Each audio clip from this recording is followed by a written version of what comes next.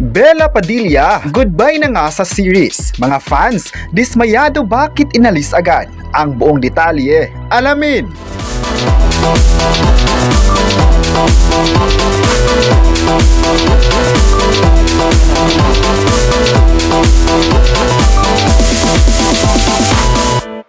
Tsugi na nga si Bella Padilla sa Blood vs. Duty, ang kapamilya action series ni Richard Gutierrez at Gerald Anderson. Huwag munang mag-rejoice daw ang mga era dahil walang kinalaman sa intriga ang pagkawala ni Bella sa nasabing show.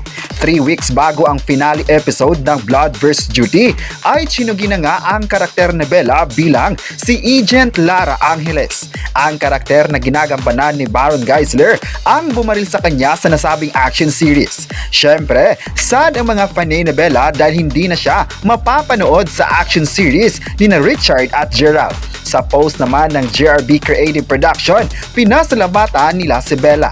Dahil dito, may kanya-kanya namang komento ang mga netizens. Marami sa kanila ang nasayangan kung bakit ang bilis lang ng kanyang karakter. Mas maganda raw kung hanggang sa pagtatapos ay makakasama pa rin ng mga viewers ang nagisang kapamilya actress na ito. May nagsabi naman na nakulangan sila sa exposure na meron si Bella sa Blood vs. Duty dahil hindi masyadong matagal. Sana raw ay mas pinahabaan muna ito para mas maipapakita pa ng actress ang kanyang husay sa acting. Aminado naman ang lahat na magaling talaga si Bella sa actingan kaya pasado agad sa mga manunood. Ang mga fans naman talaga ang nag-abang sa kanyang mga ganap sa showbiz kaya kahit ilang palabas pa yan ng kapamilya actress ay andyan pa rin ang lahat para susuportahan ito. May nagsabi naman na medyo madali lang natapos ang series at hindi masyadong na-enjoy ng ilang mga viewers. May nagsabi naman na sana pinatagal pa ang series dahil may mga viewers naman ang nagagalingan sa mga artist at kwento nito. Siguro raw ay wala nang maisip ang production na idadagdag para pahabain pa ang kwento. Kung titingnan naman raw sa Blood vs. Duty, medyo maliit lang ang kwento at hindi na masyadong mapahaba pa. May nagsabi naman na kung mabenta ang isang series ay hindi pakawala ng network tulad ng mga nagdaang palabas ni Coco Martin na umabot lang naman ng ilang years dahil ito sa pagmamahal ng viewers at gusto pa lang i-extend ang kwento.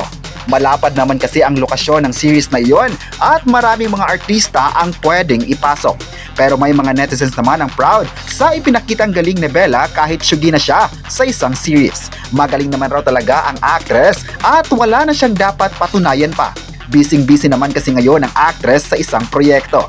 May nagsabi naman na sana marami pa siyang gagawin sa bakuran ng ABS-CBN dahil isa siya sa mga paboritong artista ng ABS-CBN na loyal din ito sa network.